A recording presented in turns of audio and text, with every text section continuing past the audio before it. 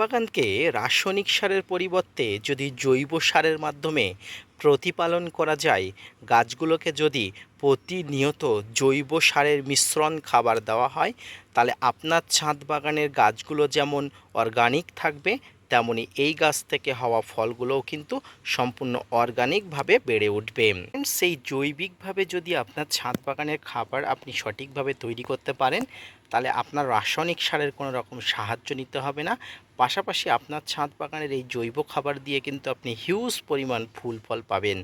আমি আমার ছাদ বাগানকে যতটা পারি আমি এখনও পর্যন্ত জৈবিক করতে পারিনি, তবে প্রায় 80% আমি জৈবিক করে রেখেছি। মাঝে মাঝে কিছু পরিমাণ রাসায়নিক সারের আমার সাহায্য নিতে হয়। আগামী দিনেও আমি সেটা জৈবিকভাবে নেওয়ার সাহায্য করব।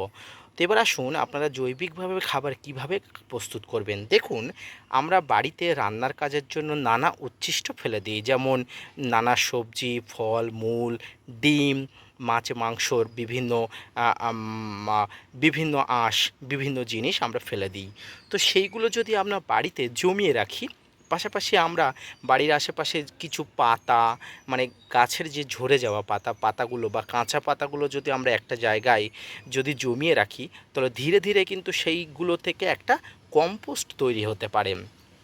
আপনারা যেটি দেখছেন এটি সম্পূর্ণ একটা মিশ্র খাবার। এর পাশাপাশি আমি আপনাদের দেখাবো যে আমি পাতা পচিয়ে কিভাবে সার করছি, এবং কিছুদিন আগে আমি আপনাদের দেখিয়েছিলাম আমি আলুর খোসা পচিয়ে কেমন করে আলুর খোসা থেকে বা তার সবজির খোসা থেকে কেমন করে আমি সবজির খোসা থেকে কম্পোস্ট সার তৈরি করেছি। যে এই যে খাবারটি, এই খাবারটি কিন্তু জৈব খাবার। এর মধ্যে গাছের বৃদ্ধি হয়ে ওঠার জন্য ম্যাক্রো মাইক্রো সমস্ত ধরনের খাবার আছে। এর মধ্যে ফসফরাস, নাইট্রোজেন, ক্যালসিয়াম সব খাবার আছে। এই খাবারের মধ্যে আছে শিংকুচি, হাড় গুঁড়ো, ভার্মি কম্পোস্ট, বিভিন্ন ধরনের গোবর সার, এছাড়াও আছে ফাঙ্গিসাইড। সব কিছু মিক্স করে দিয়ে ছাদ বাগানে এটি 10 থেকে 15 দিন একটা জায়গায় রেখে দেওয়ার পরে এই খাবারটি কিন্তু তৈরি হয়ে যায়।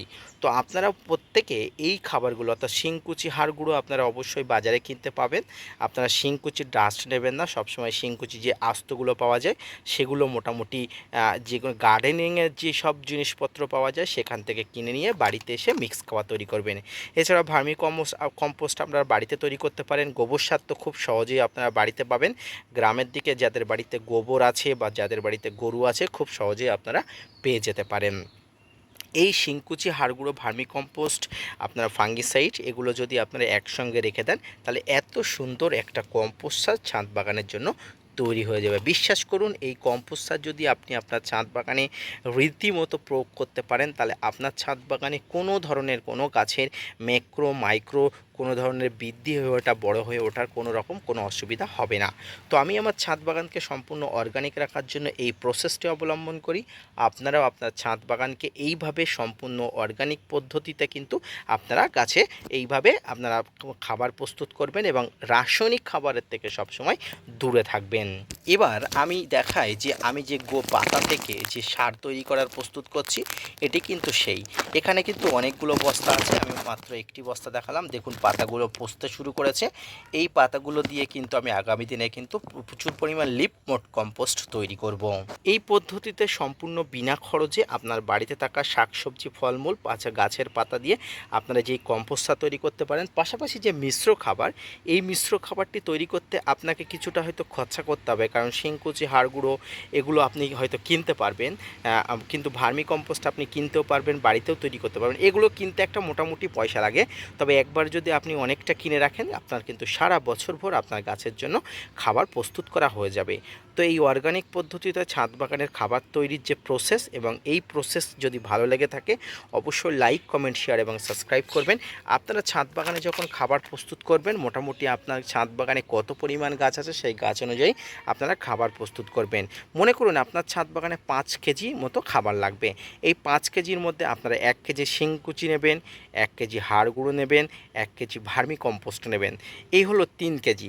বাকি যে খাবারগুলো আছেন, অর্থাৎ আপনি পাতা পচা সার এখানে 500 পরিমাণ নিতে পারেন, গোবর সার আপনি 500 পরিমাণ নিতে পারেন, ফাঙ্গিসাইড আপনি 1 থেকে 2 গ্রাম নিতে পারেন। এই অনুপাতে নিয়ে মোটামুটি একটা অনুপাতে নিয়ে খাবারগুলো ভালো করে নিজেদের মধ্যে মিক্স করে নিয়ে এটা জল ছিটিয়ে দিয়ে একটা ভালো করে বেঁধে রেখে দেবেন 10 থেকে 15 দিন। তারপরে ঠিক দেখুন এইভাবে কিন্তু খাবারটি প্রস্তুত হয়ে যাবে। মাঝে মাঝে এই খাবারটি আপনি রৌদ্রে দিয়ে শুকিয়ে নেবেন যাতে একটু কচকচে থেকে যাবে, আবার জল ছিটিয়ে দিয়ে বেঁধে রেখে দেবেন এবং 10 থেকে 15 দিন পার হয়ে গেলে আপনার কিন্তু খাবারটি একদম প্রস্তুত। তো ছাদ বাগানে এই পদ্ধতিতে সম্পূর্ণ জৈবিকভাবে আপনি খাবার প্রস্তুত করুন, গাছগুলো সুস্থ থাকবে এবং ফুল ফল ভরে উঠবে। তো আজকের ভিডিওটি এই পর্যন্ত। আজকের ভিডিওটি কেমন লাগলো অবশ্যই লাইক, কমেন্ট, শেয়ার এবং সাবস্ক্রাইব করে জানাবেন। পাশাপাশি gardener tips with Kamal YouTube চ্যানেলকে সাপোর্ট করবেন। ধন্যবাদ।